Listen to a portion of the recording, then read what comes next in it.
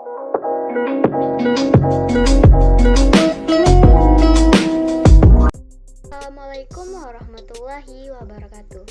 Perkenalkan, saya Tias Putri Andini dengan NIM A1D520011.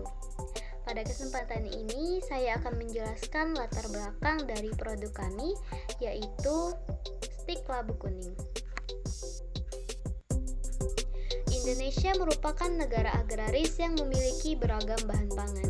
Salah satu bahan pangan yang mudah perawatannya dan juga memiliki nilai ekonomis yaitu labu kuning.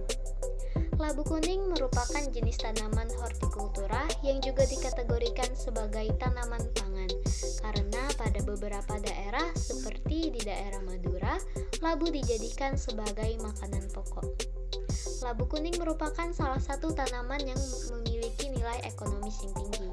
Labu kuning berpotensi dikembangkan di Indonesia. Menurut Gunawan tahun 2007, labu kuning memiliki daya adaptasi yang tinggi, maka dapat tumbuh di mana saja, baik di dataran rendah maupun dataran tinggi, dan mampu beradaptasi dengan baik pada kondisi hangat dengan temperatur 18 derajat Celcius sampai 27 derajat Celcius. Penyebaran tanaman labu kuning merata di Indonesia. Hampir di semua kepulauan Nusantara terdapat tanaman labu kuning karena mudah dalam penanaman dan pemeliharaannya. Tanaman labu di Indonesia bisa tumbuh dan berkembang biak dengan baik. Tanaman labu mampu beradaptasi dengan iklim subtropis panas maupun dingin dan mampu beradaptasi dengan letak dataran rendah ataupun dataran tinggi. Pembudidayaan labu secara khusus oleh petani memang jarang dilakukan. Selama ini tanaman labu lebih sering dibudidayakan di kebun, perkarangan, ataupun dilakukan secara tumpang sari. Tanaman labu bisa tumbuh dan berbuah walaupun tanpa perawatan khusus. Apabila dilakukan perawatan secara intensif, maka hasilnya bisa lebih baik lagi, menurut Usmiati dan kawan-kawan tahun 2005. Tanaman labu merupakan tanaman sumber pangan yang memiliki kandungan gizi yang tinggi, yang cukup lengkap seperti karbohidrat, protein, vitamin-vitamin, dan berserat halus sehingga mudah dicerna. Labu dapat menjadi sumber gizi yang sangat potensial dan harganya cukup terjangkau bagi masyarakat yang membutuhkannya. Labu kuning dikenal kaya akan zat gizi seperti vitamin A, vitamin C, zat besi, dan karbohidrat sebagai sumber serat, serta mengandung provitamin A. Buah labu mengandung berbagai manfaat. Menurut Halik tahun 2005, buah labu juga mengandung zat yang berguna bagi kesehatan, antara lain senyawa beta-karotin, antioksidan, dan lutein untuk menjaga kesehatan mata, menjaga penuaan dini, dan mencegah katarak. Manfaat lain dari buah labu diantaranya mengurangi resiko hipertensi, mencegah sembelit, memperkuat tulang, meningkatkan fungsi metabolisme, antiinflamasi, dan mencegah stroke. Labu kuning merupakan salah satu komoditas pertanian yang belum termanfaatkan secara optimal. Salah satu penyebabnya adalah kurangnya informasi mengenai labu kuning sehingga membuat masyarakat menjadi kurang tertarik untuk mengkonsumsi dan membudidaya labu kuning tersebut. Usmiati dan kawan-kawan tahun 2005 mengemukakan bahwa selama ini pengolahan labu kuning belum dilakukan secara maksimal. Padahal labu kuning merupakan komoditas yang sangat menjanjikan bagi petani, pedagang maupun pengusaha jika dilakukan pengolahan dengan baik. Labu kuning ini memiliki prospek bisnis yang cerah. Dengan melihat prospek usaha kuliner sekarang ini, maka pengolahan labu kuning menjadi berbagai jenis produk makanan dapat membuka peluang usaha bisnis yang sangat menjanjikan. Demikianlah latar belakang dari produk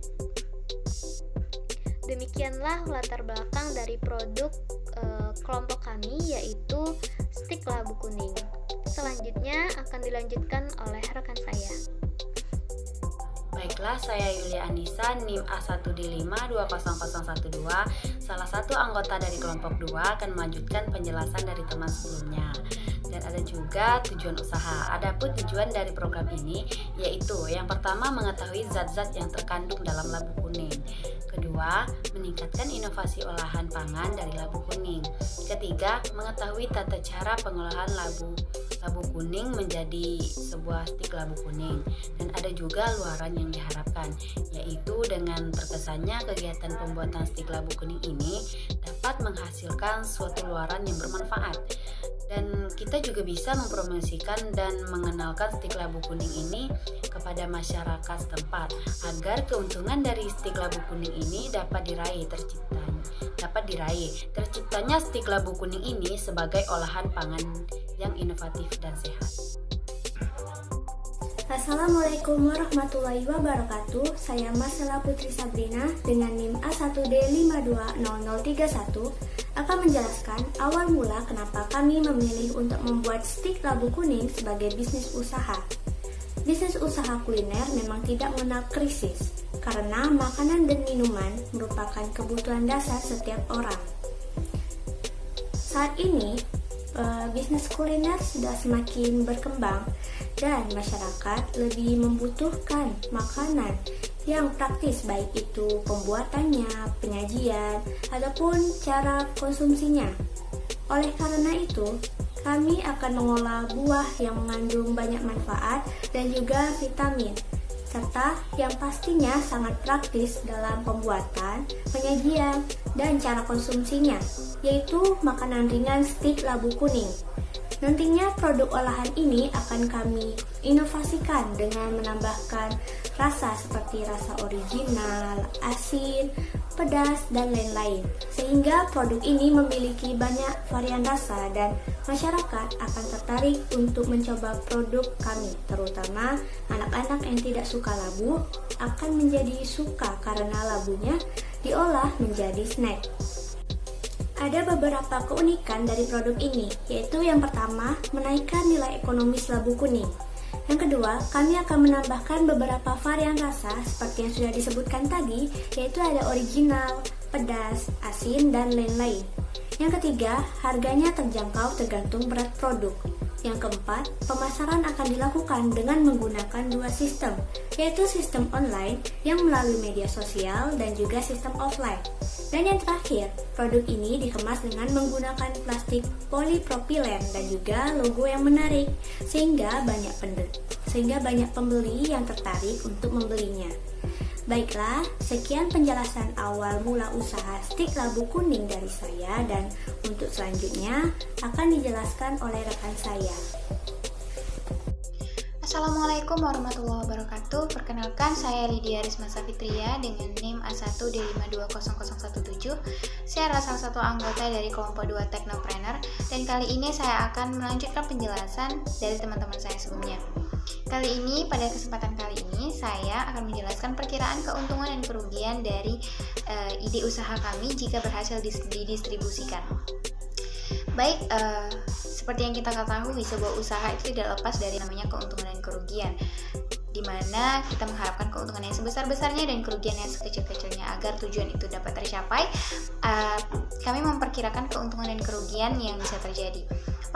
Keuntungan yang pertama adalah sticky pumpkin atau stik labu kuning ini adalah jarang sekali kita temukan di pasaran. Jadi ini sangat unik sehingga dapat memacu pemasaran agar orang-orang lebih tertarik untuk mencobanya. Yang kedua, dari segi pemasaran. Misalnya saja nih diandai-andaikan, misalnya membuat 5 kg sticky pumpkin atau itu setara dengan 250 bungkus sticky pumpkin, itu membutuhkan modal sebesar 300.000. Dan misalnya setiap harinya menjual minimal 100 bungkus per hari yang dikali dengan harga jualnya 10.000, maka sudah didapat keuntungan 100%. Nah, dari situ jika penjualannya tetap stabil atau mungkin lebih meningkat lagi, maka bisa dipastikan keuntungannya akan menjadi lebih dan berkali-kali lipat. Nah, itu kan tadi keuntungan nih. Ada juga nih kerugian yang kami perkirakan. Yang pertama itu dari segi pemasaran, karena Jika sticky pumpkin ini tidak dapat memenuhi standar penjualan yang sudah kami rencanakan, maka akan dijual dengan harga yang lebih rendah, sekitar 7.000 atau 6.000. Walau meskipun begitu, masih tetap dapat keuntungan 10%. Nah, kalau untuk kerugian yang kedua, jika seandainya masih juga terdapat kerugian jika dijual 6.000 atau 7.000, bisa kita atasi dengan peminiman atau pengurangan dari bahan-bahan pembuat sticky pumpkin. Misalnya dari awalnya kita mau bikin 5 kg saja, kita ubah menjadi 2 kg saja, karena bisa hal itu dapat mengatasi yang namanya target penjualan yang tidak tercapai. Baik, sekian perkiraan keuntungan dan kerugian yang dapat kami perkirakan untuk ide usaha kali ini. Tentunya kita berharap semoga ide usaha ini jika berhasil didistribusikan akan mendapat dan meraup keuntungan sebesar-besarnya. Sekian dari saya, akan dilanjutkan oleh teman-teman saya selanjutnya. Assalamualaikum warahmatullahi wabarakatuh. Perkenalkan, nama saya Lydia Patricia Nenggolan dengan NIM A1D520028. Di sini saya akan menjelaskan kondisi usaha tentang produk stik labu kali. Tiap produk tentu memiliki segmen sendiri. Pasar produk ini akan melingkupi pasar yang luas, sebab produk ini bisa dikonsumsi oleh berbagai kalangan, mulai dari kalangan masyarakat menengah ke bawah hingga menengah ke atas, serta dari berbagai usia, mulai dari anak-anak hingga dewasa. Bahkan tidak terdapat pembatasan konsumen, sebab produk yang diciptakan memiliki manfaat yang baik bagi tubuh, sehat, dan diproduksi secara alami tanpa menggunakan bahan pengawet. Selama produk ini diproduksi, tidak ditemukan adanya kompetitor dari produk sejenis. Namun sebelumnya telah ada produk yang berbentuk hampir sama. Hal ini tidak terlalu mengkhawatirkan, sebab ada hal lain yang menjadi dasar bagi salah satu produk ini, yakni sehat, cita rasa, keunikan, dan keilmiahan yang mengiringnya. Sebelumnya perkenalkan, nama saya Melkisedek Simanung Khalid dengan NIM A1D5220. Baiklah, saya akan menjelaskan aspek mekanisme produksi barang dan jasa layanan. Yang pertama, waktu dan lokasi. Waktu pelaksanaan kegiatan membuat stik labu kuning dilaksanakan pada bulan November dan seterusnya sesuai kondisi. Kemudian pembuatan stik labu kuning berlokasikan di Kota Jambi. Adapun bahan bakunya, apa aja sih bahan bakunya? Yaitu pertama ada tepung yang memiliki protein rendah, kemudian labu kuning yang sudah dihaluskan, yang ketiga tepung tapioka, keempat kuning telur, kelima beberapa siung bawang merah yang dihaluskan, keenam garam secukupnya, ketujuh keju cheddar parut, dan ke-8 kaldu bubuk. Dan ada juga alat-alat yang perlu kita persiapkan untuk pembuatan stik labu kuning. Yang pertama ada saringan. Saringan ini nanti untuk mengayak tepung dan tapioka. Kemudian yang kedua, wadah untuk mencampurkan semua bahan. Yang ketiga roll pin, keempat gilingan mie, kelima kompor, dan keenam wajan. Juga saya akan menjelaskan cara pembuatan stik labu kuning. Yang pertama, ayak tepung dan tapioka, tambahkan labu kuning, kuning telur, keju, bawang merah, garam, penyedap uleni sampai berbulir. Kedua, jika sudah berbulir, siap digiling di gilingan mie. Kemudian ambil adonan, ditekan-tekan membentuk bola ataupun persegi, kemudian giling dengan roll pin. Setelah agak tipis, boleh dimasukkan ke gilingan mie. Kemudian ulangi 2-3 kali sampai halus, sampai bisa sambil ditaburi tepung supaya tidak lengket. Kemudian setelah selesai, pindahkan ke gilingan cetakan mie pasta. Kalau ingin pendek, saat adonan keluar bisa dipotong. Ulangi sampai adonan habis. Kemudian siapkan minyak panas. Adonan siap digoreng dengan api kecil. Setelah mulai menguning dan matang, siap disajikan. Baiklah, hanya itu yang bisa saya jelaskan. Selanjutnya akan dijelaskan oleh rekan saya. Terima kasih. Rencana pemasaran pasar. Strategi pemasaran pasar dilakukan guna untuk memperkenalkan produk kita kepada konsumen. Nah, adapun cara yang dapat kita lakukan adalah yang pertama, kita dapat memperkenalkan itu melalui sosial media. Karena apa? Karena sosial media adalah alat pemasaran yang paling ampuh, karena hampir semua orang dengan berbagai latar belakang pasti memiliki sosial media. Contohnya kita dapat menggunakan Instagram, Facebook, atau WhatsApp. Nah, dengan menggunakan sosial media, kita juga dapat menjangkau pelanggan dengan lebih luas dan kita dapat berinteraksi dengan mudah. Yang kedua yang dapat kita lakukan adalah memilih tempat yang strategis. Nah, tempat yang strategis ini juga sangat penting dalam sebuah pemasaran agar dapat atau mudah dijangkau oleh konsumen dan mudah ditemui oleh konsumen. Nah, di sini kami menggunakan tempat yang strategis itu di sekitaran kampus, pasar, dan yang terhitung banyak calon konsumen yang bisa menikmati produk yang telah kami buat. Nah, yang ketiga ada menjalin hubungan baik dengan pelanggan. Nah, menjalin hubungan baik dengan pelanggan ini apalagi yang sudah sering beli. Nah, agar kita tidak kehilangan pelanggan tersebut dan pelanggan tersebut akan nyaman dengan produk kita.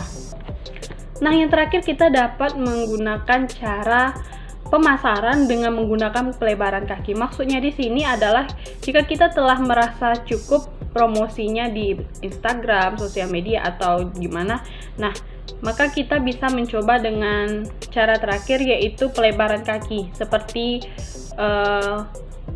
mencari reseller atau dropship.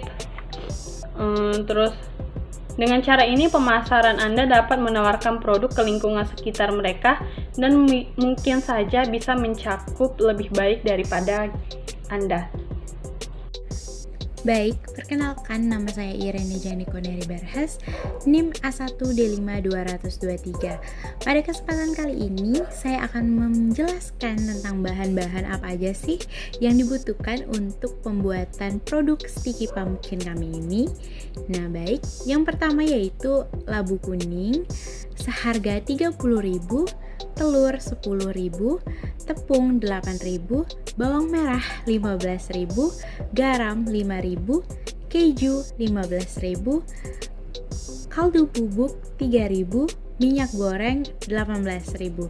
Nah, selanjutnya alat-alat yang kami butuhkan di dalam pembuatan produk kami ini ada 3 jenis nih. Yang pertama yaitu pisau 5.000, tumbukan atau blender 250.000, nampan 30.000. Nah, alat-alat ini sifatnya tetap, jadi setiap kegiatan produksi tidak perlu lagi membeli alat-alat tersebut. Nah, baiklah, selanjutnya saya juga akan menjelaskan arti atau makna dari logo yang kami pilih dalam pembuatan produk kami ini. Logonya dapat teman-teman lihat pada bagian sebelah kiri saya. Baik, saya akan menjelaskan masing-masing arti atau filosofi dari icon yang kami pilih dalam pembuatan logo tersebut. Nah, yang pertama ada logo labu.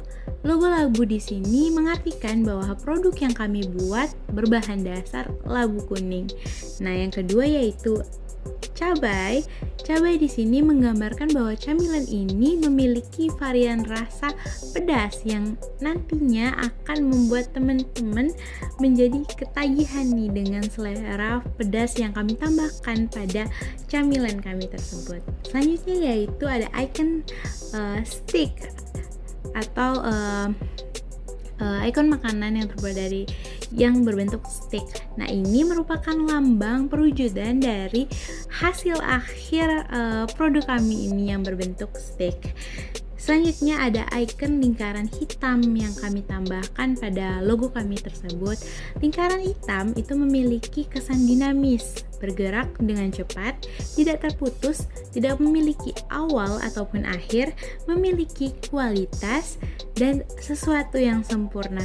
Jadi diharapkan nantinya brand atau produk kami ini memiliki arti atau filosofi yang sama seperti filosofi lingkaran. Selanjutnya yaitu warna kuning.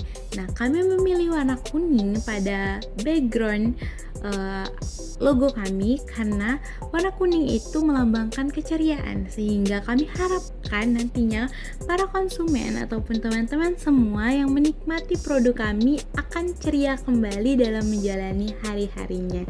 Baik, sekian penjelasan dari saya dan teman-teman saya. Kami akhiri, saya mohon maaf jika ada kekurangan dalam penjelasan kami mengenai makalah yang kami buat. Terima kasih atas perhatiannya. Saya Irene Janiko Neri Berhes, pamit undur diri. Terima kasih.